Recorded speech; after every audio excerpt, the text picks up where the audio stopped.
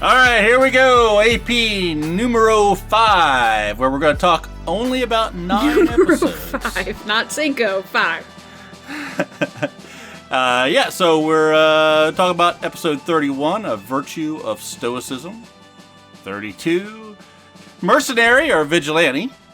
A Long Story. 34, I'll do this correctly. Part C is the way it's spelled. Yep. It's like Beastie Boys, partay. Yeah, but I was reading all the letters. Every letter I made, except for the P, every other letter there's just 3 of them, so I always knew how to spell it. Oh. No matter where I had to write the episode, I made it consistent the whole time, so I would always spell it the exact same way. That's genius. That's some next level on all the thinking different right there. feeds that it's being released. Sometimes I Smart. got a good one. Not just a pretty face. Well, at number 35, The Depository. Not just a big dick. Now you're talking about like not An asshole. Yeah, I'm talking about an asshole. Like yes. Just clarifying. I mean, we know 36, who you're The Farewell. 36, moving right along. 37, The True Enemy. 38, Seeking Religion.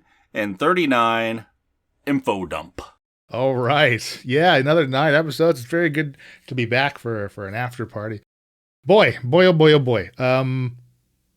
31 was some of the most fun recording that I loved it. that we've had basically in the history of the show. That was I had a very lovely time, increasingly playing happy, becoming more and more unhinged over the course of like 2 hours, roving across the city looking to score some stupor. Yeah, because like addict happy is like a different happy. And it makes it funny because of how he was before the addiction. It might be the most I've ever cackled listening back to any of our episodes. Can confirm. He was in the other room laughing out loud to ourselves. Yes. So good.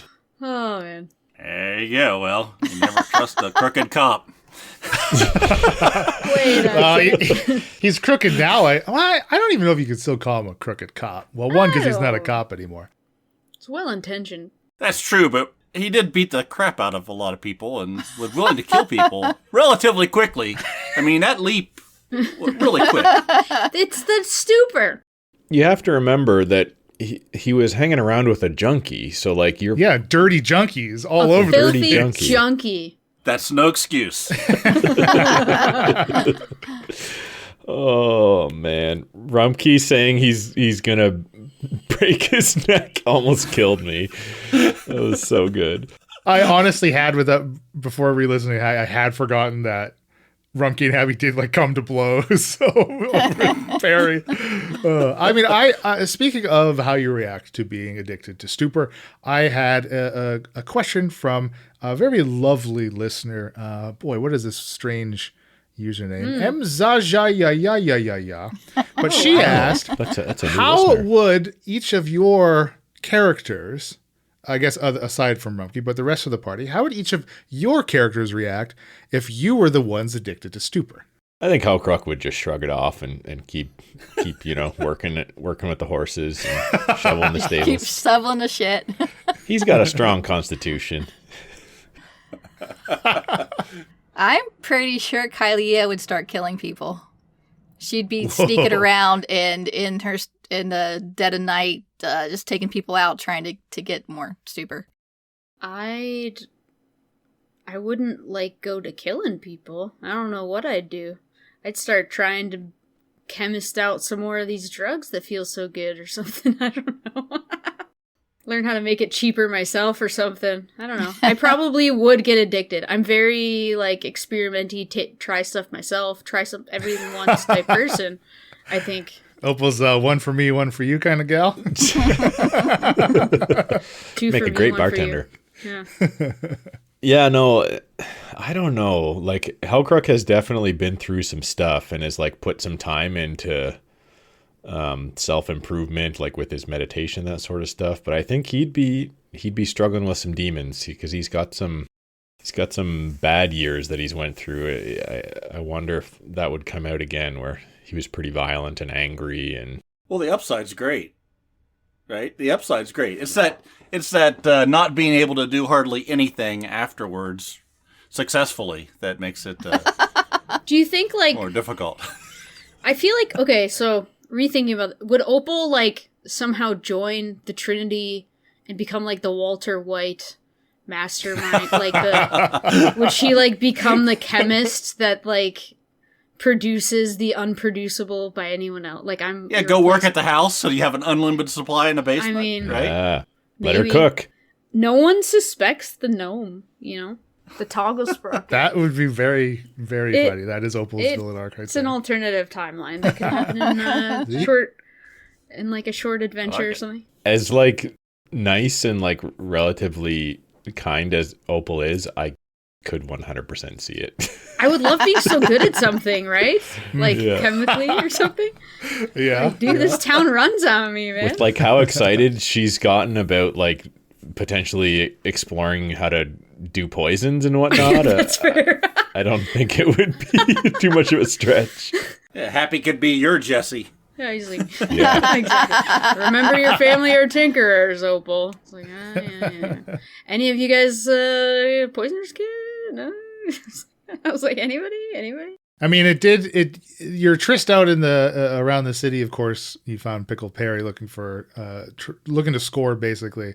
I mean, it did lead to finding perhaps one of many drug house locations that the Trinity appears to be operating out of. And obviously that wasn't in, well, you found it in this episode, but then of course, a few episodes later, the entire party will come back here to recon the situation, which obviously just kind of, I think things just started to spiral into more and more questions about what exactly is going on here. It did. Mm-hmm. These 9 episodes leave more questions than answers. Yeah, usually they do, don't they? Boy, For real. it's got to be very frustrating for each of you. Wow. I will say, John, I think you're doing a very good job of role-playing Rumpke going through this process. Obviously, when we get to the end of this batch of episodes, it's been a catalyst for some of your Rumpke's backstory to flourish, really, which I think has been a really good opportunity. And honestly, we just kind of lucked into it. I mean, if you had never taken that green stupor in the prison when you were in the fight, none of this would be happening.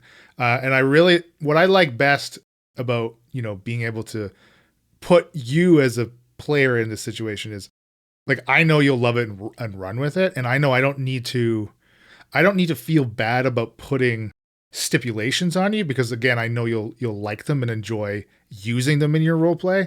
But also I know that you will also want to put stipulations on yourself. Like in 31, we got the first instance of you basically rolling against yourself to take or not to take. That was cool. A dose of stupor. I like the way you came up with that. It was awesome. I like the inner turmoil. That was the whole point, right? Whatever happens. That's cool. But not knowing, sort of like you rolling death saves, it gives that same tension to me to go, all right, what's this could be it. And obviously you're dealing with levels of exhaustion, which sucks. At one point in this batch of episodes, you're like at 5 before this, and then you get all the way back down to 2. And I think currently you're up to 3, maybe 4 where we are. We have a bit of stuff we've played and recorded that are, past what this after party covers, which obviously we won't be speaking about. But that's got to be tough to deal with. But that's okay. That's fun. It will be hard in a fight. When things get hairy, it's gonna be difficult. Like your fight with Happy, even, it's like you had -4 to all your rolls and stuff. It was pretty funny to listen to. I think Pickled Perry was one of my favorite characters too. He's so laid back, even in the worst of conditions. He's like I the don't think he turtle took in the Finding green Nemo, man. He's like Booch, man. Kind Bro. of, yeah. So we've seen about half of the withdrawal table. So let me recap the half that we've seen. So it's broken down to take about 10 days or so, with a couple days of experiencing the symptoms of that period, right? So day 1 to 2, the very first, 24 more hours after you've taken your last dose, you start to feel the withdrawal. So that's where we see Rumpke has made his Constitution saving throw, which the DC, of course, is equal to 14 plus the lifetime number of doses that you've consumed. Again, we've talked about it in the episode, but in Rumpke's case, it puts it to 17, which is high, but feasible.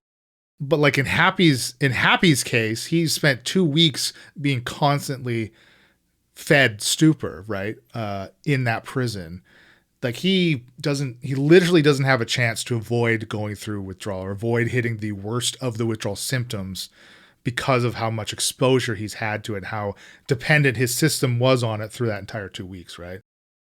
So that's unfortunate for Happy, but perhaps maybe it also explains why some of what he feels going through the same process, maybe a little more severe than what Rumpke is. Obviously, the type of person Happy is, right? Like you said, Elena, it just kind of like reverses his personality almost. It completely flips him. Mm-hmm. It turns him into a completely different person, right? But day 1 to 2, you make that the con save to avoid getting a disadvantage on wisdom ability checks and saving throws for duration of your withdrawal. And failing that save also results in you not being able to remove levels of exhaustion via long resting. That's the killer. That is the killer, especially when one of those symptoms is insomnia, which we've seen play out as you literally just not getting sleep. Like you're just becoming insomniac with your headaches and you're nauseous all the time. And then days 3 and 4, as we see, which we'll get to, you start to experience hallucinations. And that's where you make a wisdom save, which of course is compounded by the failed save on the days before. So all that we've seen, as we get into day 5 and 6, that's where the real danger of the withdrawal comes. That is where Rumpke very well potentially could die without proper treatment. So, if you get past that, and hopefully Rumpke gets past it, obviously then the symptoms will start to taper off into the last like 3 or 4 days of it kind of thing, right? So yeah, Rumpke's not out of the water. I mean, you're navigating your symptoms very well. And we can talk more about the hallucinations part of it. Like I said, we can kind of jump all over, but you were like going into your 3rd day and you rolled up against yourself. I think you rolled a 10 versus a 10 and persuaded yourself not to take it to just get through this process. I was so fucking happy when you failed, I guess depending on how you look at it, succeeded or failed that roll. Basically, I was ecstatic that you rolled not to take it and continued with your symptoms, your withdrawal symptoms, because if you had taken it, you would not have been experiencing these hallucinations that you are currently experiencing, right? You would have had a day of being okay, feeling okay and good after you've taken your dose, but then potentially starting that withdrawal process all over again. I was so fucking happy that you succeeded. But again, that is something that we might not be having this current arc of Rumpke right now without some of those roles that impacted what's happening. Yeah. Which I think is great. Oh, it's fun to play. I'm really enjoying it. That's why it's so hard when you're looking at the research part of it and you're going, well, if you really work hard, in a couple weeks, we ought to be able to figure this out. And you're like, a couple weeks? That's going to be terrible to get through. But luckily, the local chemist has some sleeping pills that'll keep me from having to really hurt. But it's expensive, as all pharmacies are in the United States. I know I personally have to pay 10 gold for my medication.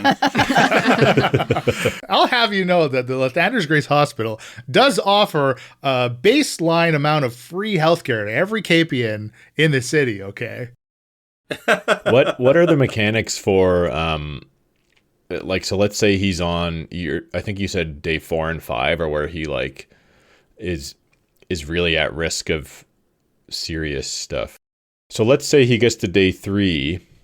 What happens if he takes another dose of stoop? Does that reset the counter and then he starts back on day 1 again? How do the mechanics work? Yes, that's from the withdrawal. Exactly. Basically, yeah, so you have a number of doses. That's what kind of having this new found stolen supply from the drug house, right? As Kylea's slinking in the basement, being undetected by the death dogs in there and being able to pilfer some gold and drugs, that can definitely be helped, right, and utilized to get Rumpke through it. Like the first couple days of your withdrawals are very manageable.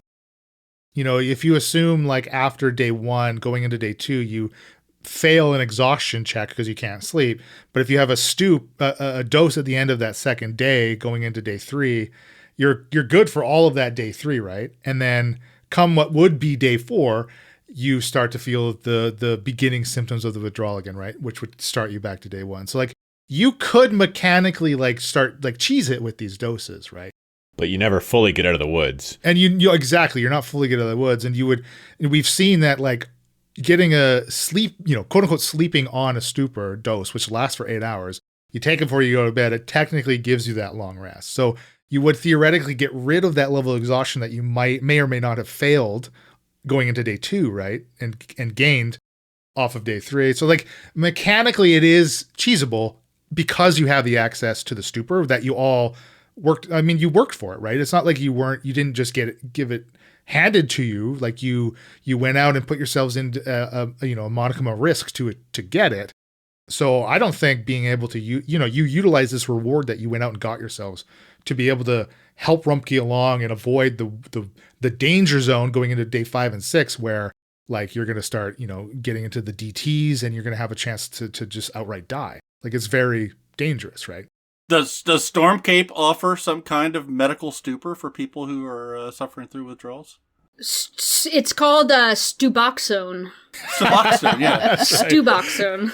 And there's you can go to the local pharmacy on the corner and get your daily dose. They only give it to you 1 dose at a time. Gotta watch you take it. We've just not been taking advantage of all the benefits that Stormcape has to offer. There's lots of things you can do, which again is another reason why I appreciate the way that you are role-playing with it.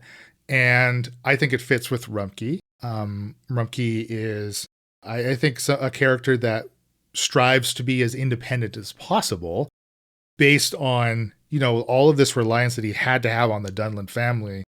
Whether or not he still wants to go back to that position of being able to lean on the Dunlins like he originally had when they first found him and took him and rehabilitated him in the city.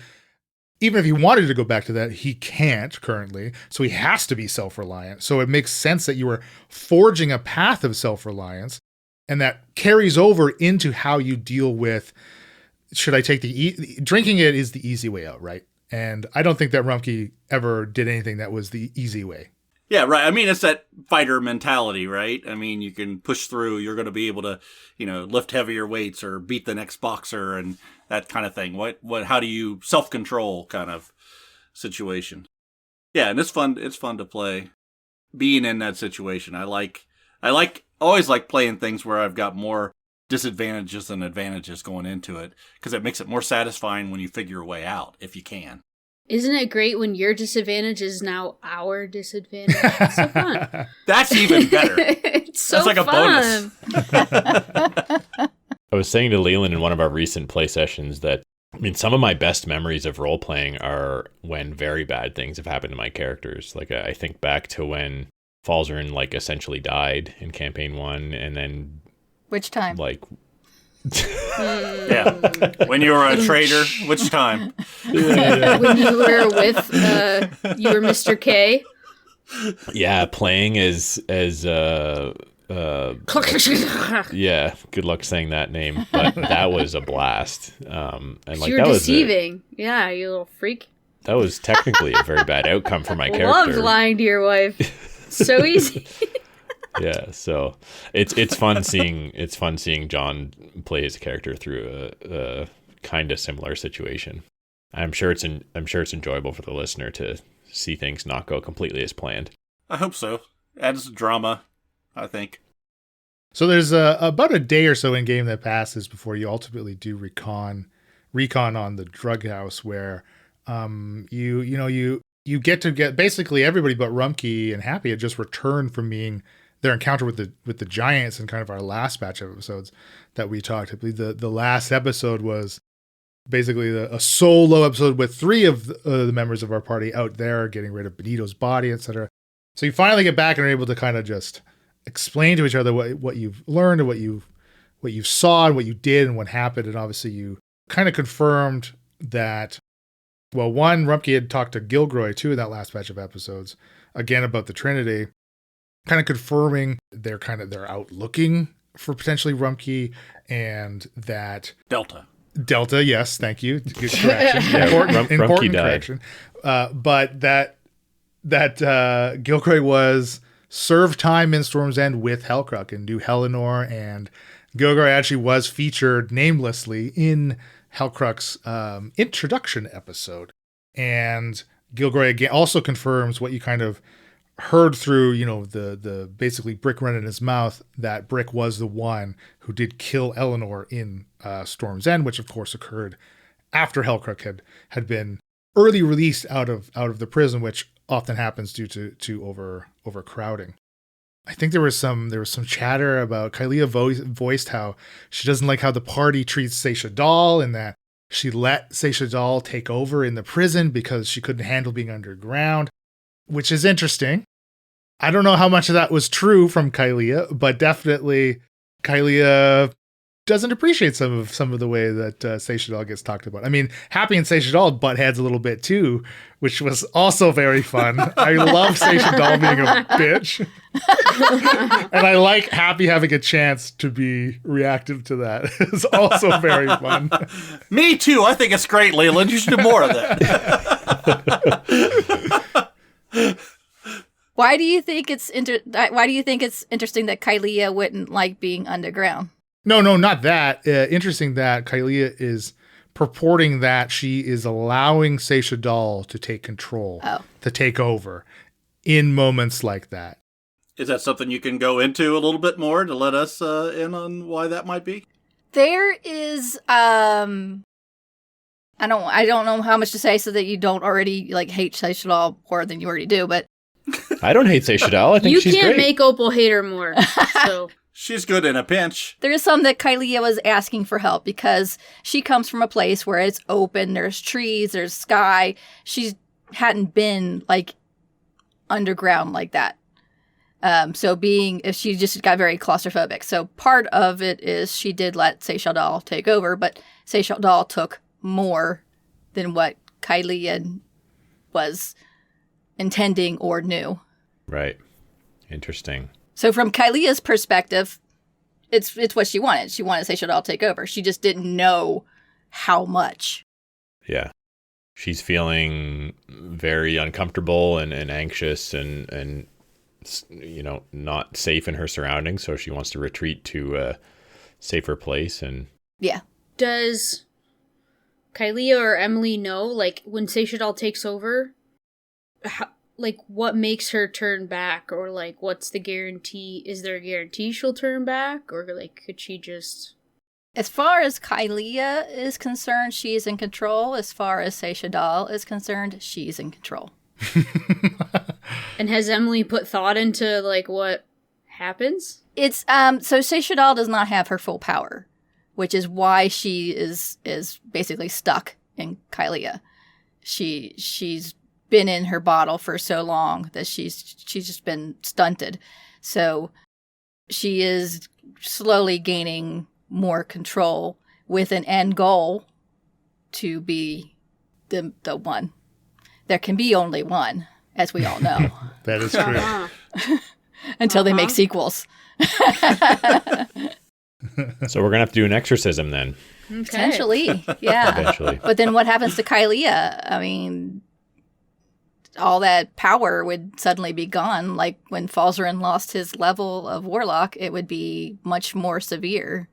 Yeah. I guess mechanically, you've got a whole lot more riding on your relationship with Seisha Dal, because you've taken quite a few levels of Warlock.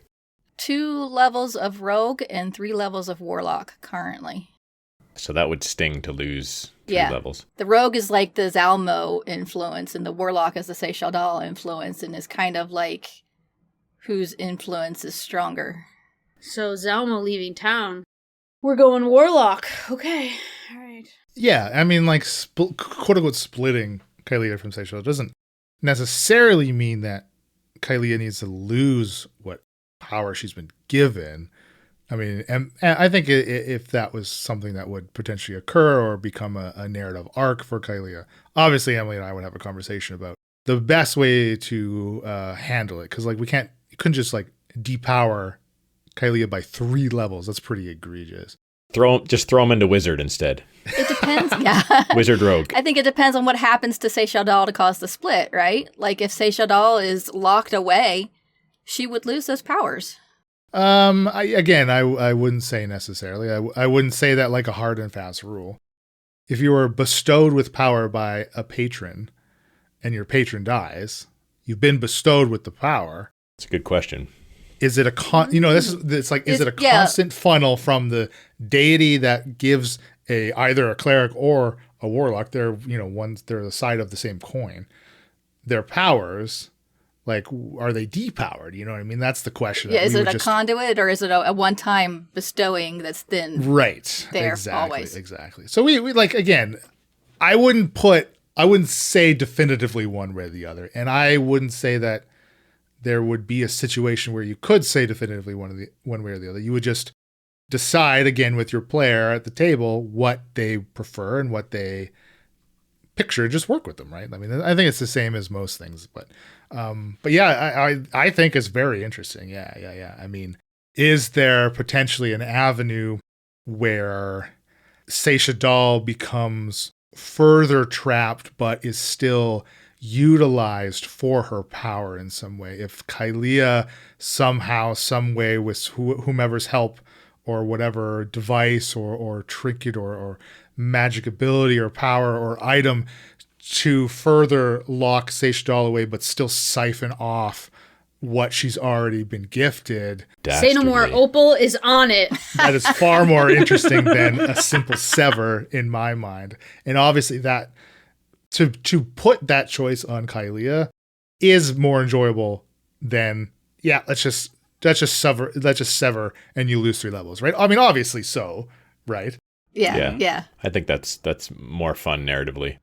All right, let's do this. Bring it up in game. Let's go. Why does Opal hate Seishadal so much? Ooh, good question. Yeah, spill the tea, girl.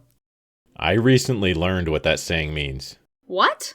Yeah, I know. Spill the tea? It was Are you embarrassing. kidding? What about all the memes where, like, Kermit sipping tea and stuff? I just didn't put And, like, 2 together. Grogu sipping tea. This is years of memes of people I sipping tea. thought it was just cute gifts. It's sipping the tea. Okay. Anyway, I'm not a tea enjoyer myself, but I can enjoy a good tea sipping gift. Yeah, of course.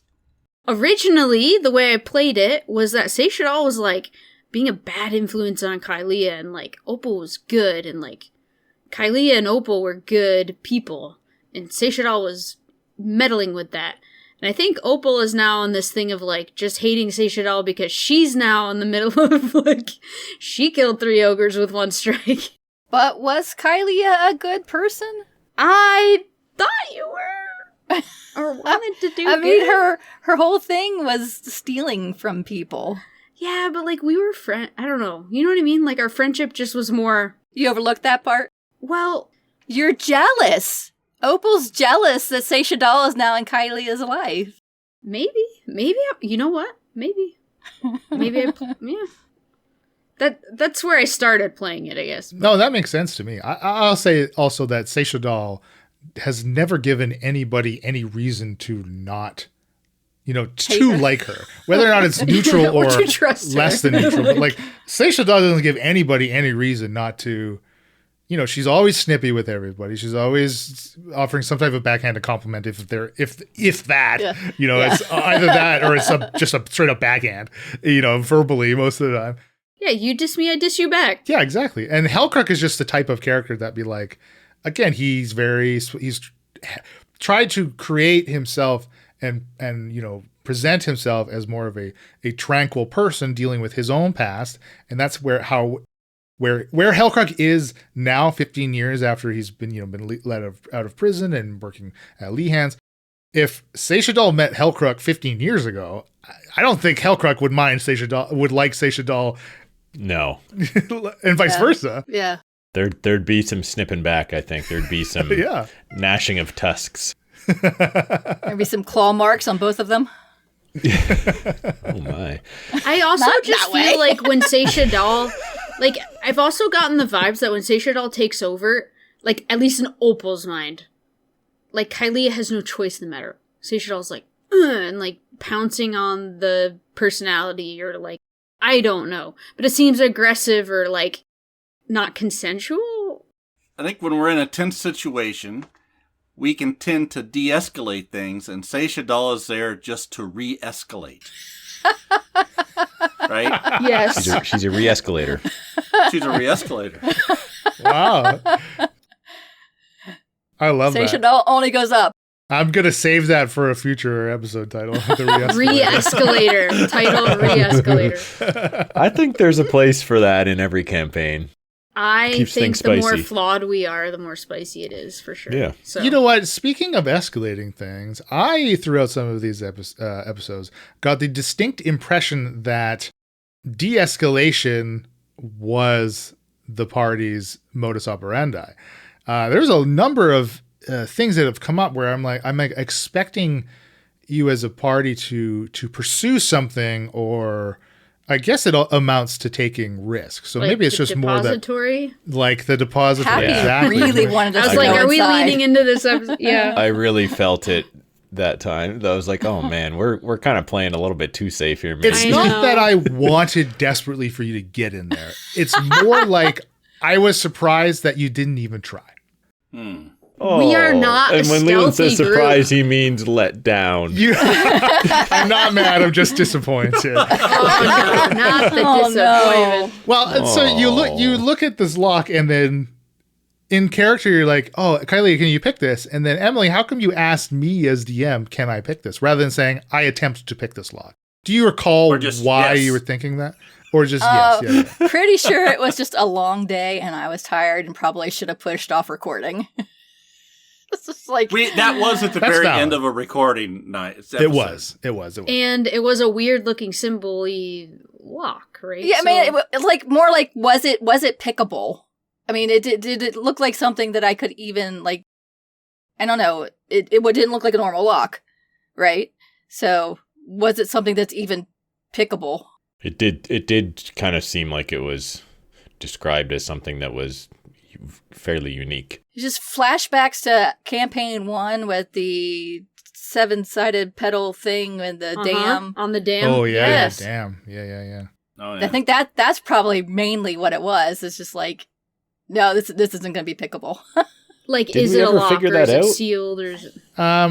In Aspara, the dam thing, it was just the mechanism to control the dam. Like it had been locked up, and you found eventually you found the key, the quote unquote key to that lock in the underground Kralakina tunnels.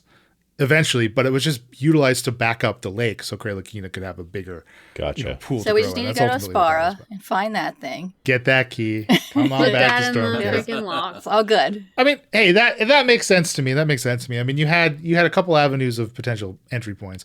All of them were very challenging DCs. I will say that. So that's again where I'm like, I didn't expect that you would maybe immediately get in because it was difficult to get in. Yeah, I don't know. I was just curious. Again, it wasn't meant as any. Wasn't type it of like an criticism. evening and we hadn't rested and we're not that stealthy? That was part of it too. Concern about getting a level of exhaustion was concerned. We too. followed on a whim, sort of. Didn't they have like bags and stuff with them, and we wanted to sort of investigate what we were getting into too, right? There was definitely an ambush on the other. If we had gotten in, we would have been ambushed, and it was late, and all our resources were already spent. You were trying to kill us, so You looked so excited about us getting there that we wanted to shit all over it. yeah. I knew it. We were like, screw you. I will say that I think the fact that we're in a city where like people know people and like we could be recognized It again, makes I a do big think difference. that makes me a bit more cautious than I would have been in like a campaign like Aspara, where it's like, you know, we're in this town right now and we might be leaving tomorrow and going to the other side of the continent or whatever, right? There are, in upcoming episodes, moments where it's like, well, Yeah. Oops. people know us now, and, like, I don't know, like, you have to think before you cast a spell, they man. know Delta, and they know whatever my name was and the other guy Tim. we lied about. Do you truly believe that the Trinity does not have the party's real names? Do you actually believe that? Oh, Because no, we've they seen don't really. They a burn myriad of Toggles' evidence to the rockets. contrary. Exactly. They Yeah, burn Toggles. they know your They burn house. Rumpke's place. Absolutely.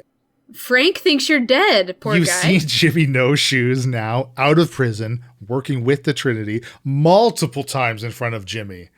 Seychelles didn't even bother attempting to use Rumpke's prison I name. know. Multiple occasions in that prison. was Seychelles Rumpke's just name said dropped. whatever. You're like, So you're That was saying Emily. the jig's up then, right? I'm saying if you don't think the jig is up yet, you're delusional. You're as delusional as Rumpke is right now. You are as high as happy. So you tell me there's a chance. So you've seen some more pieces. So you saw this drug house with clearly like these guard dogs and these death dogs, which was a very strange creature to see in the city, especially based on what you all kind of the loose amount of information you know about them is they're mostly associated with like higher beings of like death and misery and pain and that kind of stuff. Very strange for them to be even like trainable and being able to be utilized by like Brick and Chip. You saw Jimmy and Chip and Sax and Base with butter sturge lanterns, clear containers and nets on their way to the depository, which of course is the reason you followed them there. They were fully get up in depository gear. They had a key clearly to get through the door. You later learn in some more episodes when you get back to the Collegiate Library for another round of researching, Kylea learns that the depository is run by the Arcanist Academia and entrance in and out of it is very closely guarded by that guild. So how do you think the Trinity got a hold of the key? I mean, the coveralls maybe something easy enough to fake, right? But the key to the depository, do you think they figured out who might work there and rough somebody up, or do you think they have some type of more access that allowed them to get these resources? I'm hoping it's roughed somebody up. No. But if it's not, then it's more boy. access. It's the guy that set Leehand up with his carriage services. Ah, Leopold Trews, yes. That guy who is the head of the Trinity, and he's also the warlock equivalent.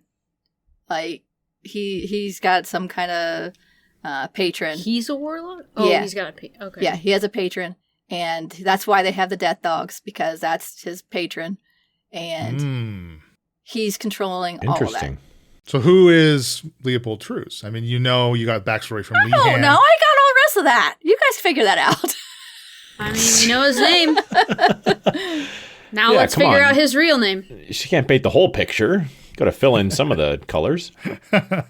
God of dogs? Dog god? Interesting. Yeah, I think there's probably some validity to that. I think this Leopold Trews fellow is probably either got some powerful friends or has a lot of power himself. Or he's a lich. What do we know about him? Ooh, Exactly? That would be bad. I don't think we need a lich in this campaign. We've already done that before. Yeah, screw bitches. It's fine. We don't need to do that again. You know that he befriended Leehand when Leehand was young, arrived at the city in his early to mid 20s, and basically was a city guard. Leehand said he was clearly somebody of means, like he was already clearly connected, even just as a city guard. And there was an incident with Leehand took a passenger, right? And this passenger wanted to get up to the plateau. Leehand said, well, I can drop you off at the Cliffs Run, but, passenger wagons don't really go up there. He did so. There was a fight on the Cliffs Run between this individual wielding a very wickedly sharp axe, very strange description, something that may obviously sound familiar, fought with the guards.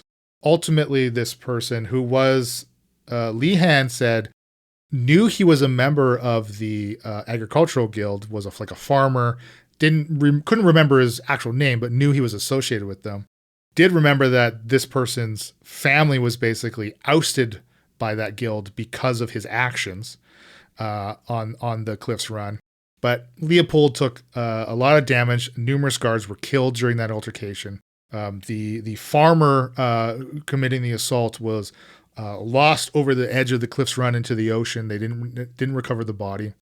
And Lehan was there with his carriage, taking wounded, to Lathander's grace. And Leopold Truz was one of those wounded. He got scarred up all over his face, and basically paid Lehan back in the ensuing weeks. Ultimately, Lehan described the owners and operators of the competing carriage services, so the one that he worked at the time, were either killed or run out of town, basically. Leopold essentially gave Lehan 100 years of running, what do they call it? Running the carriage services exclusively for the city. Monopoly. That was Leopold's, well, it is the monopoly. It was Leopold's way of paying back Lehan. But it does seem that Leopold and his association with the Trinity are expecting more from Lehan and still expect things from Lehan. As who was it you talked to? I think it might have just been Zalmo at the dinner before you even became Zalmo's specialist, that Zalmo had mentioned that the Trinity utilizes the carriage services as part of their dealing with the stupor. They will, a client will get picked up, dropped off at a location, basically as a way to meet up at like a third or fourth location to do this exchange in the drugs, utilizing the carriage system. So there's still clearly ties to Lehan. And you've now witnessed somebody posted up just outside of the city on the way to Lehan's as some type of watch, which is very recent. Like in the last couple of days, this has occurred. So something definitely is going on between Lehan and the Trinity. So Hellcrook, you don't have to make a hidey hole. There's probably already hidey holes for transporting drugs. Yes. Just find them. It's possible. You could save a lot of time. Just take a look at the wagon. Judging by Lehan's age, that 100 years is almost up, right? Nah. Well, He's prime. It's more than half over, because this was 60 years ago that he had this run-in with Leopold, right? Leopold is not a human. I think Leopold was a dwarf, Lehan said. Somebody notes somewhere. Do we think that Leopold is the warden of Storm's End prison? What?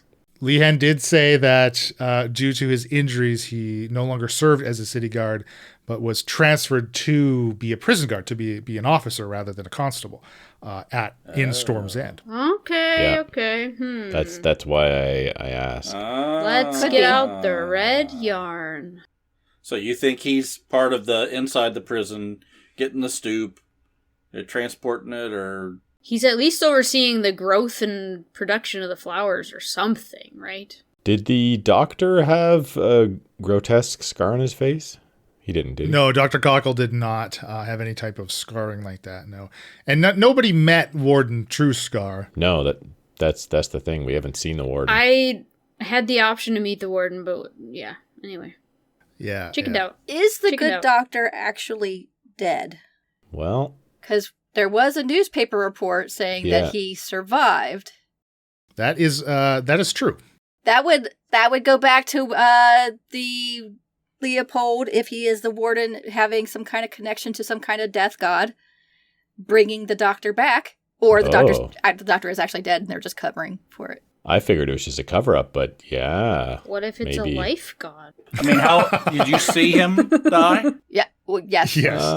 Yes. He seemed fairly thoroughly dead. I thought, but It did seem very clear that Hellcrook killed Dr. Cockle, yes. Dr. Well, Cockle was I bet on a that- dose of no. green stupor, and Hellcrook delivered the final blow, and the doctor clutched at his chest, and John, I mean, it's been a while since you took that green stupor. Rumpke would know. I guess Rumpke would know, but John as a player would know that so what the green stupor does is basically doubles your hit points, or allows you to go into the negative up to your hit points. Rather than being reduced to 0, you just keep counting down into the negatives. If you reach the negative value of your hit points, then your heart explodes and you instantly die. so it wasn't really Hellcrook that killed him. It was the stupor. He had a cardiomyopathy. Yeah. So I think Leopold Truce is still alive. He's pulling a lot of strings, and like Emily's floating the idea maybe he's just like a warlock or something like that, involved with a much more powerful being that would explain those funky dogs. Yeah, like he's high up, if not the boss, yeah? Probably, yeah. I think he's probably pulling a lot of the strings. I don't know. Maybe not. It makes sense to me. Yeah, I like it. A lot of what Dr. Kako was saying was some weird stuff about that fine line between pleasure and pain. When the hells overflow, the pouring of souls belong to me. Like weird He's stuff Pinhead. Dr. Kako was saying. Weird. He's freaky deaky. So maybe we have... I have such great sights to show you. Exactly. We have a better grip on the Trinity and their situation in Stormcape than we do on the Veritas, correct? Or that's how I feel. As Opal, I'm like, what the frick is going on? Yeah, well, what and why the Veritas are here is at this point just all you can do is speculate about why, right? You just know that they've showing. So you passed their first ship that arrived the night you went into the prison, which was like the 20th or 21st of April. Now come the end of the month, going into the next month, the 1st, you've seen clearly more of them have arrived in that, that week or so that has passed. And you potentially saw them out moving, westward away from the city out towards Range Annam. Again, there's no real way for you to confirm why or what they were doing out there. And you just piece together that it was them based on what Lehan told you about, meeting Ventus Kaito, who introduced himself as the envoy to the Veritas organization. So I don't know. Do you think it was a good thing that you didn't run into those wagons or confront those wagons at some point then? Yes. I think so. I think it would have been like valuable intel, but I don't know. I was going to say we'd we'd have more information maybe, but Maybe. but we'd be like in shackles. They definitely would have wanted to know why we were out there. Since you could see them behind you, could they see you in front of them? Hopefully Good possibility, not. yeah. But they wouldn't. I don't think they'd be able to like see our faces, sort of thing, to be able to recognize us. I hope I had my hood up, but Well, we didn't have a light on us. No, you didn't. And basically, you were able to see them approach because of their lights, right? Oh, yeah, okay. yeah. they had lanterns. And then like our monitoring of their little area of the dock and stuff. We didn't learn nothing. We learned Well, we learned there's more people, more Well, Veritas. there's a lot of three them. ships. I mean, as Opal said, quote, "We've been here for 10 minutes," unquote. So I know. I'm just saying, like, I buckled and folded under pressure. It is what it is. well, speaking of information about the Veritas, you did get something through the forms of this map that Rumkey drew for everybody. Yeah. In a delusion.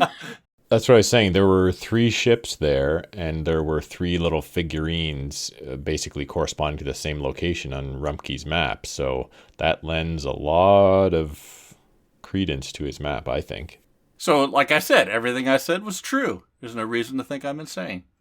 But Opal and I Right. did a very thorough search of the other areas and didn't find anything that was corresponding to the map. We looked for maybe 10 minutes. Yeah. You like circled the castle a couple times Yeah. and Yeah. looked around. Yeah. No, there's nothing there. Let's go on. So who's the true enemy then? So think of the source in which you were told that. I know who Rumpke thinks the true enemy is through Clangadin. It's the Veritas. But who do they think the true enemy is, even if there is? Do you believe anything Rumpke's saying, I guess is the question. Yes, but you have to take the context of it. Yeah. I'll tell you right now, Opal is sus. I think maybe what Leland is touching on is true enemy of who? Well, this Clangadin fellow, is he not part of a faction that is He's a god, right? fighting against the Veritas, or am I mistaken? Clangadin's a god. Oh, I'm sorry. Okay. Wasn't Rumke's prior life, wasn't he a member of an army of a faction? No, that he was my god from that I praised. Yeah, and you fought in the my Veritas. other life. Yeah, and we fought the Veritas as they're different companies, essentially, right, Leland? Right. For mineral wars. So that's kind of what I'm saying is that like the Veritas in your previous life were your enemies. Yes. Okay, so that context doesn't really change the way Rumpke would think about it as the Veritas is who we need to be focusing on, right? But does it change the context of to what they are an enemy? Is it your current situation, what you're dealing with in the city, or is it something with a broader context? Like, does Rumpke believe that Clangeddon cares what is happening currently in Stormcape and your circumstances dealing with the Trinity and the bread battle? Does Rumpke believe Clangeddon cares about that? No, because I think I'm seeing pictures of things that from my past that what Clangeddon is telling me, wake up, slapping me, wake up. All this stuff that you're focusing on doesn't mean anything. Focus on the true enemy, which I would believe would be the Veritas, since that is the visions I'm having of fighting these other people. And I think it's coming more clear that that's the case. But when I come back and I'm pointing at the floor and saying, hey, the true enemy is the Veritas, from the other three players' or characters' perspectives, what does that mean to them? How do they look at... I haven't been talking about Clangeddon or any of this stuff before. I'm also suffering withdrawals, and I've had all these bad dreams and things that have been causing me to lash out and hurt people and stuff. Why would any of them believe anything I was saying, I guess is what I'm getting at. Yeah, I guess I wonder, like, Rumpke's saying that the Veritas are the, like, priority number one. But, like, are they, in fact, the most, like, pressing danger for us right now? Or is Rumpke's opinion a little bit, like, colored due to his history of, like, being against them, right? Yeah, but you don't even know that from that perspective. You just see me wake up from a drug-induced thing and saying, we need to go check this out. All this other stuff is not as important. Your characters are seeing me just insane. Bill knows that, but I don't think Helkruk knows that Rumpke used to be a warrior who fought against the Veritas. So yeah, I mean, so far what Helkruk knows is that this is a new thing that's come out of nowhere for Rumpke, and Rumpke's losing it. Well, and the genius of Happy being there telling me about it. That's where Opal was like, yeah. You all put Happy on a boat and sent him away because Zalmo offered him basically refuge outside of Stormcape, because obviously, Happy, when it comes to the Trinity, problem. Especially, Happy is a problem for the party. Right? He's at risk. So Happy's gone, and suddenly, Rumpke, you're seeing Happy here again.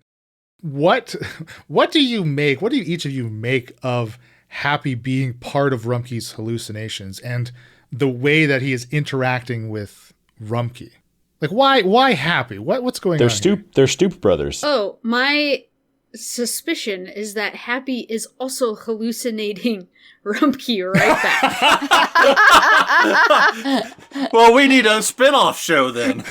And a few episodes in, closer to the finale, they find out that they're in real time hallucinating with each other. And then we leave them with a cliffhanger. Or Happy was, in quotes, put on a ship just like a dog is sent to the farm. No, Wow. Emily! I will have nightmares tonight. Don't. See, Emily has a Seychelles side. Yeah, Seychelles doll is Emily, not you're a supposed to figment of role your play. imagination. That's why I'm scared a lot. Oh my gosh. Blink twice. Shut up and stay in your room. Blink three. Oh, there it goes. John vigorously blinks Blinked twice. very. Oh, now he can't stop blinking. Oh my gosh. That's very I interesting. don't know Morse Emily. code. Okay, John, do you believe that hallucination Happy, HH, from now on we'll refer to him as HH. Do you believe that HH, yeah, feels good on the whole. Do you believe that hallucination Happy has given you any useful information? Or useful maybe is obviously pretty objective, but has hallucination Happy given you any new information. It's just confirmed what he's already saying and thinking, right? I answered for you. I mean, yes, but I think he's probably my inner monologue to a certain degree, yes. I think he is there to be my inner monologue to show me things that I already know to a certain degree. But I don't think Rumpke's put that together. I think he's more thinking it's part of the delusions that he's working through to decide what's real and what's not real. So he's like your spiritual guide through this journey. Yeah, if you noticed, like when I first told you guys about seeing the map and everything, and I said Happy was there, and you were all basically, well, Happy's on the boat and all that. The next time I saw Happy in my flashback, when I was talking to Hellcrux afterwards, I did not mention Happy at all. I only mentioned I saw my family, I saw the god, because I knew as soon as I would say, and Happy was there, it would decrease your ability to believe anything that I was saying. So we're metagaming. Yeah, so I intentionally was not bringing, basically not bringing anything up with Happy on purpose now. Because that makes the things that I was talking to him about, the flashbacks and things, suddenly don't seem... Suddenly Hellcrux would go, oh, well, if Happy was there... Happy is basically your buried memories and your buried. It's like Olmoc's subconscious, right? Because Emily, you're right. He just constantly affirms what Rumpke is saying. Sometimes at the same time as Rumpke is coming to a conclusion, Happy reaches the same conclusion. Yeah, good. I'm glad you picked up on that. We finish each other's sandwiches. Yeah. I got a question on Twitter from Happy Lover 69420, and he asked, "Oh wow, why did the party take Happy for granted and treat him so poorly? Have you no sympathy for a man trying to do his best after suffering so much loss and being thrust into terrible circumstances? Shame." Oof. Oof. Very pointed question, Happy Lover. I agree with this question. The most accurate criticisms sting the most. Happy was useless. I liked him. I liked him a lot. I felt bad about sending him away. We could not have kept him with us. He was going full vigilante. He would have destroyed everything we were trying to do. He would have gotten us in so much trouble. Happy prior to vigilante time was the kind of guy you would avoid at a party anyway, right? Yeah. He's not somebody you want to hang out with. Then we got stuck with him. And that was just a bad situation we were trying to get out of. Then he tried to kill a bunch of people and do all kinds of crazy stuff. That's why I think... Tried to get us in trouble. Rumpke tried to be his friend as much... Because keep your enemies close, right? And be his friend as much as possible and then figure out a way to ship him off or get rid of him. We had to get rid of him. I liked Crazy Happy. He was great. I think Crazy Happy and Opal could have been happy together. You're shipping them? Wait, but is this Walter White Opal or regular Opal? Definitely the Walter White Opal. I think it's Opal in this transition into Walter. Yes. This is Opter. Because, like, when, I don't know, he represents the first, like, mission, like, self-declared mission to, like, consider myself a hero, and we save him, and then he's kind of like more risky, and Opal's now more risky. Like, I don't know, could have happened. Mm-hmm. Well, so how? I mean, as he's leaving, he kind of pleads for the party, like, "Please give me your word that you'll take care of this lopper, this red beetle, for my brother's sake, for every victim's sake." Is that actually pressing for is the red beetle stuff pressing for you guys right now? I think I'm pretty confident that it probably has just solved itself at this point. We haven't heard anything about it. Here, that is an honest question, Leland. This is a new way to roleplay, right? I have asked myself that question. Here's the thing. Do you want to work as a party of 4 or as a party of 3 minus 1, so 2? Because I feel like we need to fix freaking Rumpke, Olmok, whatever, so he's not like dragging us. It's tough. We're spread thin, right? Like we have some seriously pressing problems. And while we don't, like, and if while we're in trouble, Seychelles takes over and, like, God I forbid, think the bread battle like, problem definitely ranks very high up there. Like it hasn't directly like ruined our day completely yet, but it's going to eventually. Is it a separate problem, or is it linked to, because we got Trinity, Veritas? It's like the way I live my life. So I got work, I got exercise, I have hobbies. Some might say too many hobbies. I have several hobby projects. Like you have to like just do a little bit on each thing every day. You progress a little bit on each thing, and then nothing ever gets done, but nothing gets too overwhelming. We focus on what's right in front of us at the time. Some things get a little more progress than others, and then you go back and you switch gears. And So I should put more things directly in front of you, is what you're saying. I think that's the only way we're going to really... You have to really shine a big light on it. I would say the most decisive answer to your question is that I spent, as Opal, a week plus studying a flower to help Rumpke, overlooking into, time Sure. goes on with this bread battle. well, that's why I was looking into the giants too, because Kylie is pretty sure the giants are connected. Okay, so bread battle giants are connected, or is it Veritas bread battle, or is it Trinity bread battle, or is it no one? Through your research, you know that Veritas connected to Founders. Obviously, both of them connected to giants, right? You figured that out. And as I said in the episode, the bread battle is clearly some type of giant folk. However he was created, or whoever he may have used to be. I know Emily had speculated that it was this Darnum Rignathum that you, again, part of your research you uncovered, who led the Giants' rebellion in 245. Whether that is him or how he became the Lopper, the bread battle at this point, TBD.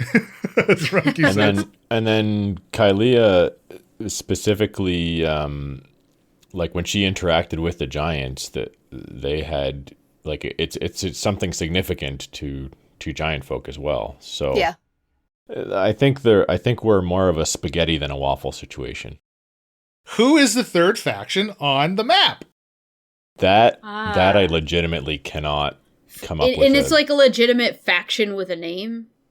Well, you don't know that, right? But the figures are the same. So whoever you could posit based on what you've figured out on the other two types of figures, one being the Veritas and one representing Trinity, that this third figure would represent a singular faction in a probably a giant folk. I don't know.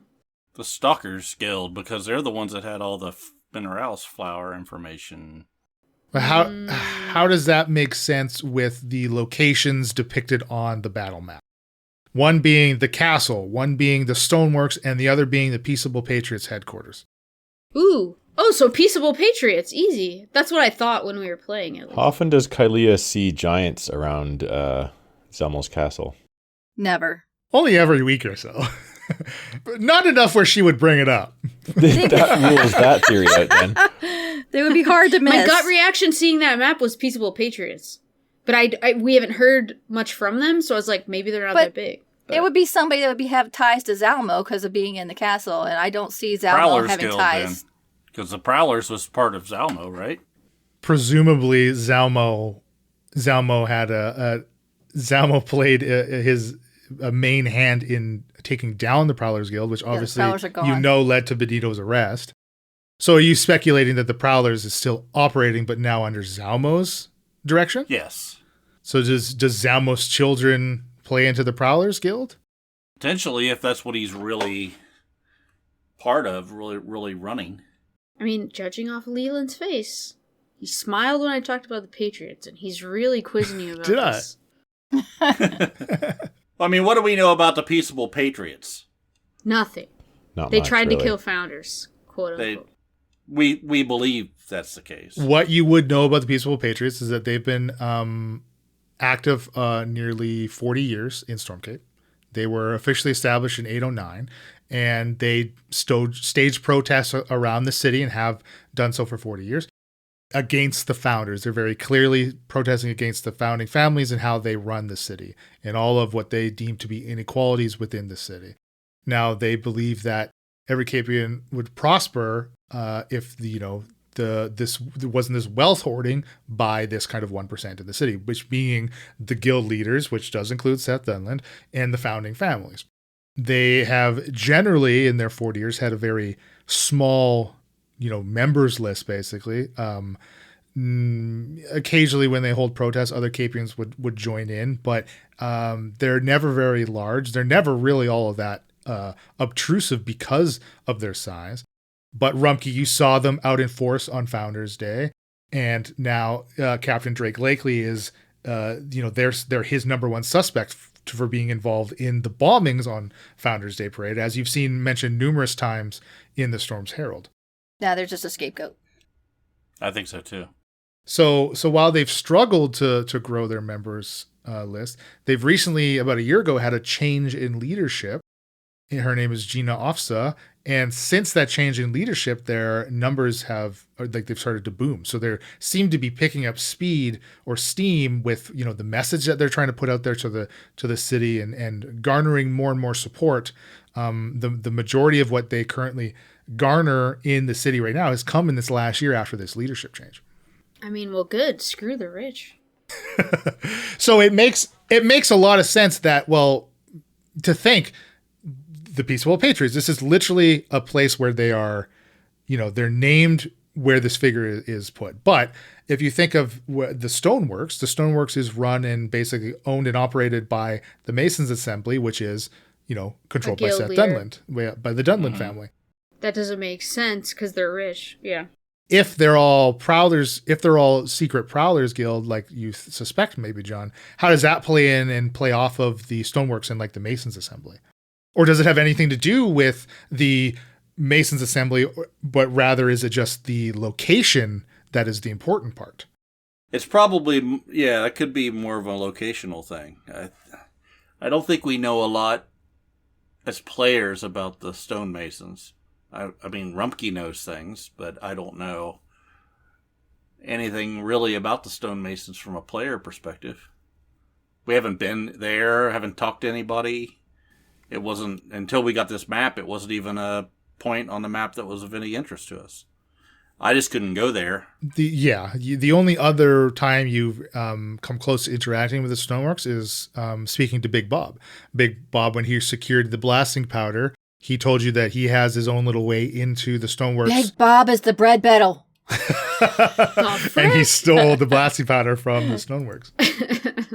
The party knows that if they want to pursue potentially getting into the Stoneworks, like Big Bob could be an avenue for that based on this past interaction with him.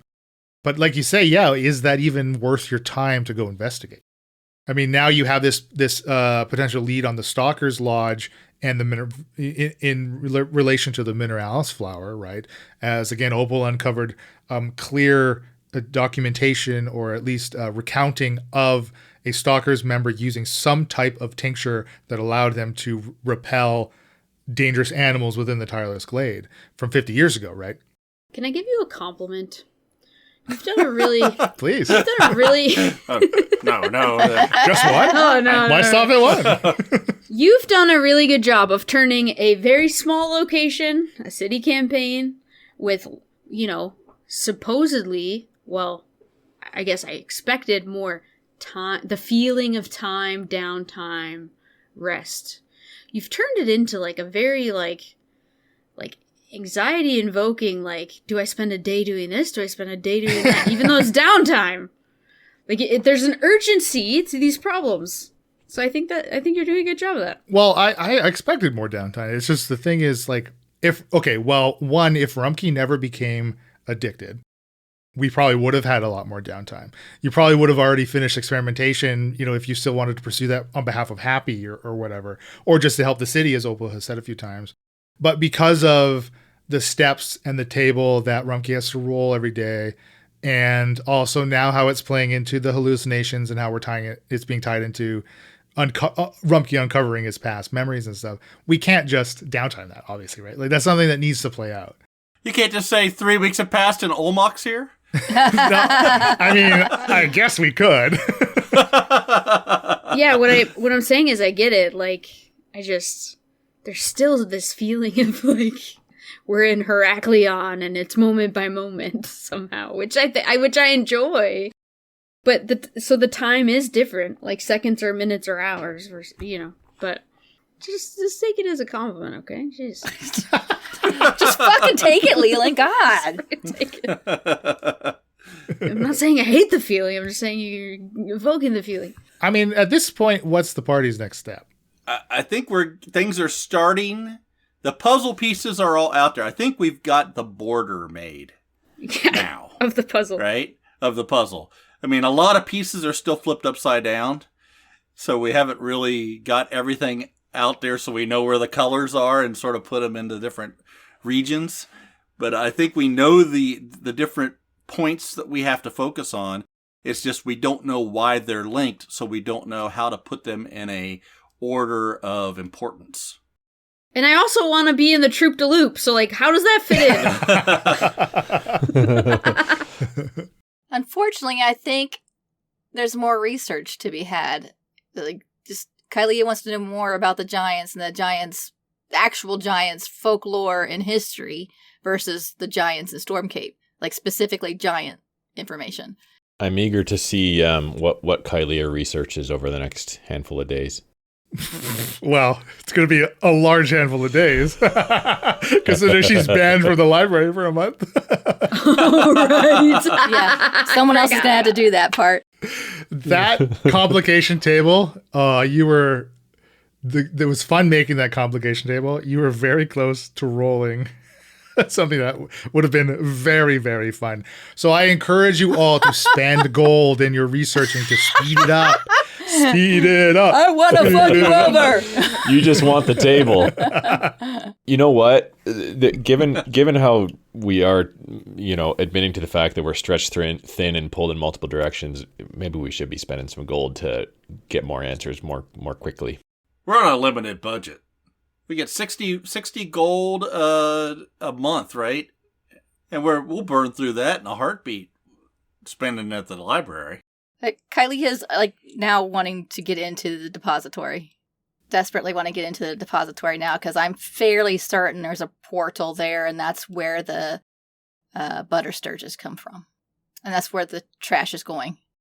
I don't know so at the very end of 39, we've all taken this kind of divide and conquer approach, right? You've all kind of now separated. And like I said, we've played a little bit of kind of that separation, which is, again, very fun, very interesting to see, the different avenues that everyone is pursuing. I don't know if that is the best approach. Maybe it is. Maybe you're all onto something. You're saying put our eggs all in one basket. That's such a DM thing to say. Do you believe that you could, you would be more efficient, perhaps, altogether tackling one specific thing rather than what you've decided to do? I think the circumstances have made it where, like, Rumpke needs to get off of the suffering withdrawals. That's primary, and that doesn't have anything to do with any of the other stuff. And then secondarily, from Rumpke's perspective, he needs to find out why the Veritas are the true enemy. Those are the two things that are consuming him, and the other stuff is secondary. So if nobody else is driving the secondary stuff, he'll go with what is primary to him. And I think every character has that same what's most important to them. And we're not linking up, because there's not one thing happening. What's most important to Hellcruck? Working on the farm. Or shit. Shoveling crap. That's a good question. I think he is pretty worried about Rumpke. He feels Rumpke's a good friend of his and he cares about him. But we've got some potentially existential problems here, like the Veritas and this bread battle. I don't think that Hellcruck thinks the bread battle's just because we haven't heard from it in a while, it must be all fine. I think he's waiting for it to pop out from behind the corner sooner or later. You don't believe that anybody you've met throughout the course of this campaign could potentially be the bread battle? Oh, yeah, like what I'm saying is that he thinks the bread bettle's still at large and like is still a problem that needs to be dealt with because it's going to lead to more casualties more than likely. But as far as like knowing how to solve that problem, I think Hellcrook has very few kind of theories about what's going on there, but it's a big problem for sure. And then this whole Trinity situation is also a very pressing problem because they seem to be wanting to expand. They're kind of like threatening the Denizen, which is where we are currently living. They're kind of like maybe threatening Lehan's carriage service as well. What's your feeling about Brick? Hellcrook is definitely not a fan.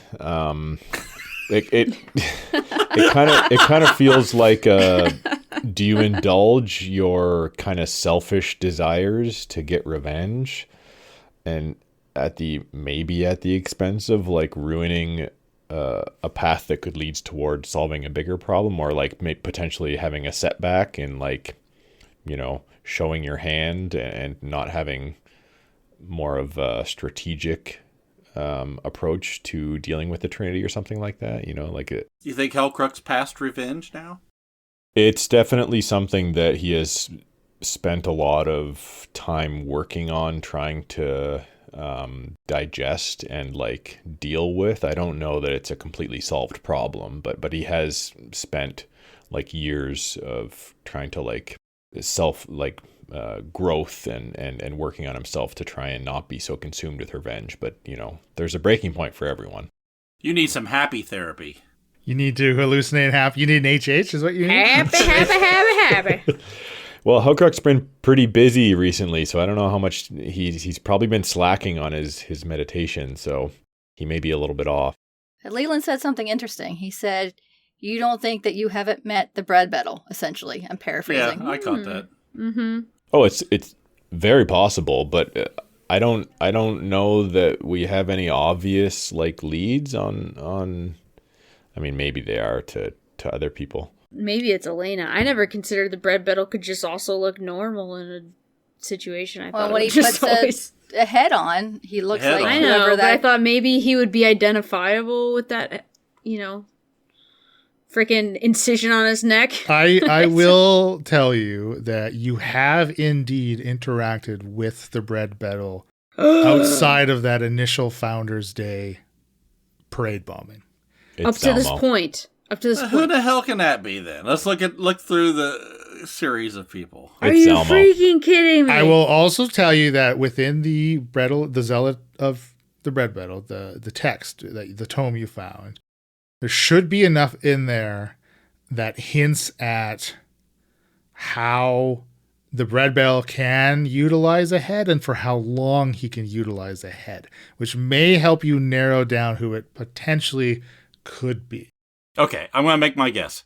Chip. Oh. Okay, Bill, your turn. Who else do you think it is? Dude. Chip was under Brick, right? He was the guy that you interacted with first, right? Right. That's the least person you least expect is really the one in the bread battle. If I've learned anything. If it's any of this Brick. Interesting. So then it's Lehan. Yeah. Yeah. Oh, that would Yeah. Person I least Chef's suspect. kiss is what that would be. That'd be Isabella. Oh wait, that's already that would be happened. a little bit of a throwback to what the terrible things that you did to me in campaign 1. What I'm freaking saying. I honestly have no clue. I'm leaning Brick right now, but that seems too obvious. Trinity Gang, big man. If it's Granny Nanny, I will like. I mean, it has to be somebody Somebody we've seen, but not somebody we've seen too often, because he would have to Yeah. refresh the head if we've seen him more than once. But then that means they're playing multiple characters, so we've maybe interacted with one. Well, is the head reusable? Like, once you've used the head, is that head Yeah, now you just throw it expended? at the No, bottom of the tree. it's the expired. The tree grabs it and regrows it, but it takes time.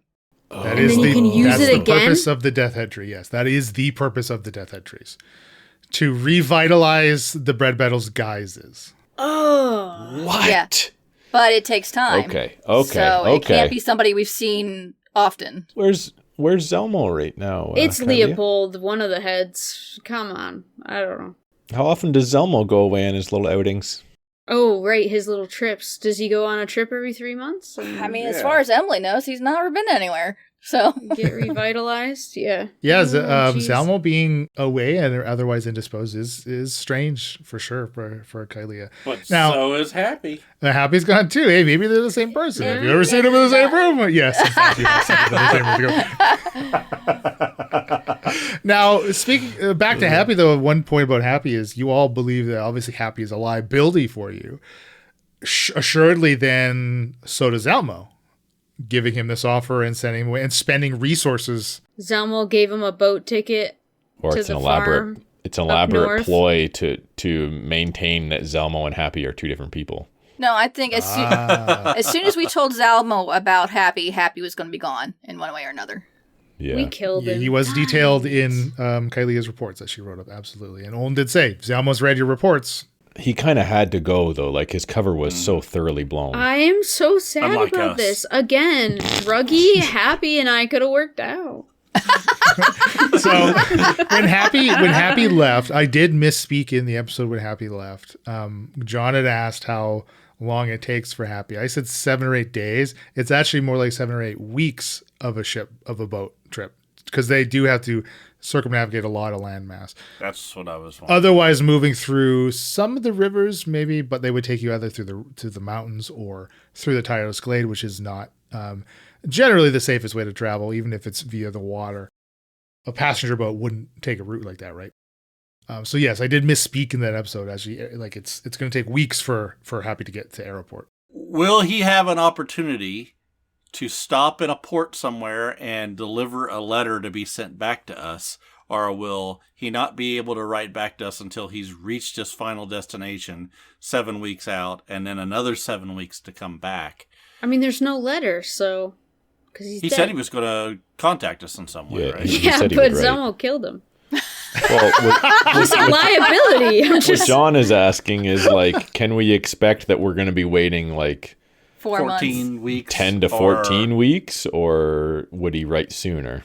Yeah, there would definitely be stops where he could potentially like send off postcard. on the way letter, send you a postcard. Yeah.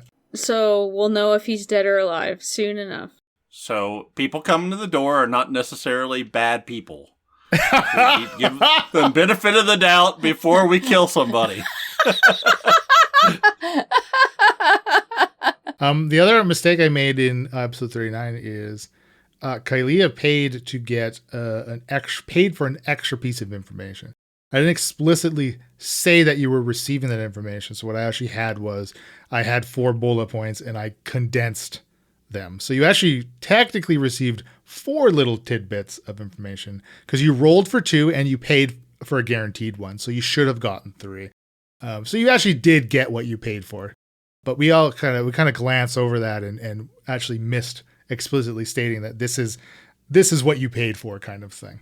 Do you know what Darnum looked like? No.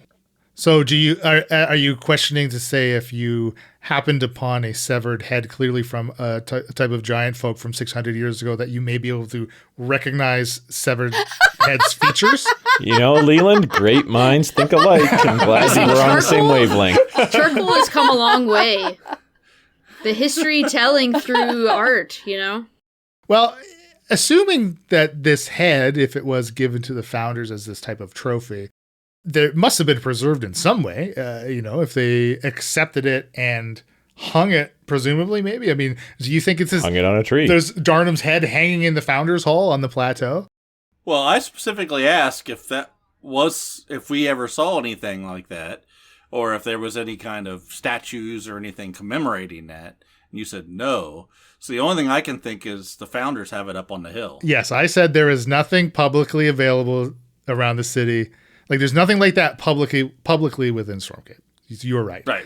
So yeah, so if it exists somewhere, presumably it would maybe be in their home, which again is the Founders Hall up on the plateau, is where the families live.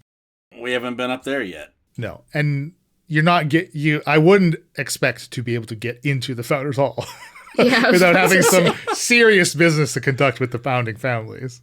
Yeah, we got to wait till there's going to be a big ball and all dress up and disguise and get it. Well, I'm glad you all solved some of your problems this batch of episodes. I just feel like people know what we look like now. There's just so much going on. Yeah, I think we're gonna run into a lot more problems just walking around.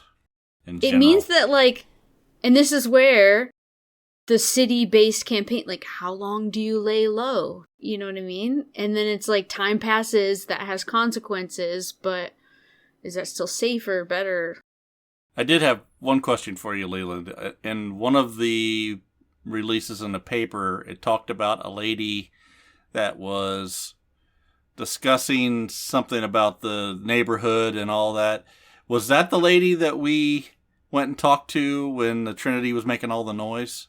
No, that was Alka S. You met her, but that's not the same person. You saw that Alka was messaging Dear Dorothy in the Storm Terror, but that's not the same person that's not Kendra Sluiceberry that was complaining about. No, not the same person. Okay. Okay, so I know you as a party have a lot on your plate, and I certainly don't want to pile on more. But there is another very pressing matter. How important do you all think it is to tackle this outbreak of jelly people we have in Stormcape City? I freaking knew it was going to be a joke. I freaking knew it. I was like, he's rambling for too long. I think we can use it to our advantage and say that we have that power. Yeah, what flavor jelly? We talking strawberry? We talking raspberry with freaking seeds? Plain unflavored gelatin. That's the worst part of it. That's the worst.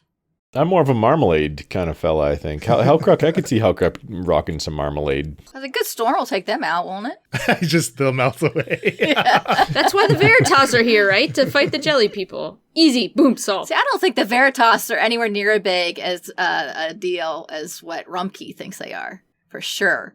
Like, the Veritas are not even on my radar right now. I don't know, Leland's expression makes me think they should be. They were brought in to help with the Giants, which is on your radar. Right, but the Veritas themselves Presumably. are not. Like, I don't... How do you know they're not here now to help with a giant situation? I think it would make sense, like, one of the, like, big times where the Veritas were called in for help in the past was to deal with giants, and now they're back again. But that was because Stormcape didn't have their own army, which we do now.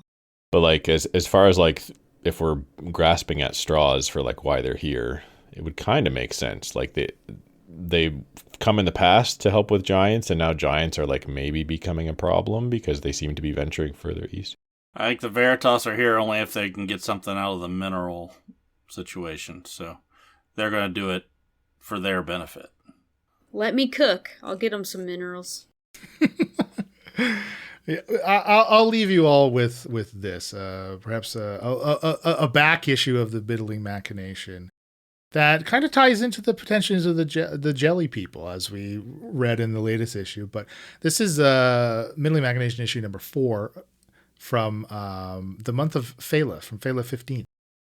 It has titled Rumble in the City. This may become more relevant in the upcoming episodes, but it reads, "It has come to my attention after countless of you have mailed in your comments and questions about it, that something incredibly strange has been occurring in the heart of our city, or more precisely, beneath it. Every Capian knows that the stoneworks is a very important part of Stormcape's industry, but what they may not know is that the stoneworks tunnels run far deeper than you might imagine. But imagine I must. Inform you, my middlers, I must. Reports of soft rumblings in the ground centered underneath the Wares district have been flooding in, as well as unnatural ripples forming in the Waterway district. Each report lending further credence to a theory I've long held to myself, that something terrible lies beneath our beautiful city, slumbering there for centuries, for millennia even, and now it has begun to stir, undoubtedly due to the increased activity witnessed at the stoneworks. There must be a reason for the increase in miners being sent down there with increasingly larger quantities of blasting powder. Could the Masons' Assembly be purposely trying to wake whatever monstrosity sleeps below our very feet in an attempt to harness its immense power for their own benefit? We deserve to know the truth. We deserve to know what risk they subject the entire city to. This sleeping monster was put there for a reason, clearly locked away by incredibly powerful beings who have a much greater and refined understanding of this world than any guild leader or founder could ever aspire to. Do they not realize that they risk angering these beings as well as awakening an apocalypse upon Stormcape? This utter abuse of natural order can only spell turmoil for every Capian, nay, every sentient. I will not rest until the Masons' Assembly is exposed for being the malicious and power-hungry organization that they have proven themselves to be. As always, be aware, be skeptical, be middling. Interesting. Jelly people are taking over. Yeah. Rumblings. Deep down in my plums. It's the mega bread battle. It's perhaps a lot of truth within the margins of Teddy's words in the middling machination, as outlandish as they may seem.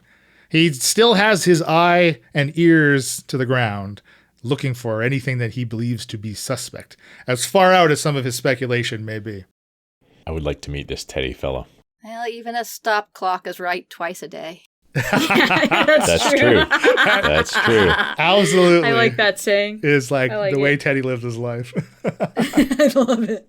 Okay, well, now I'm going to spiral into this need to read and listen to everything again and Yeah, let's re-listen to the whole campaign. figure this shit out. Getting out the whiteboard, the red tape. The nice thing is that even if we seem to like blunder and fumble down the wrong path, usually things blow up in our face. And eventually the biggest problem becomes our biggest problem one way or another. So We are our own biggest problem? Is that? if we're not actively solving it, it'll eventually become so big of a problem that we can't possibly miss it. So we can sleep easy. We just might not survive the biggest problem once it gets that big. All right, on that note, let's wrap it up. I've been John, Delta, Tim, Olmok, and Rumpke. Wow. I've been Emily and Kylie Seychadal. I'm Elena. I play Opal. I've been Bill and Hellcrook Dread. And I'm Leland Steele. Happy adventuring. Happy The adventuring. Puppet Master. Happy adventure.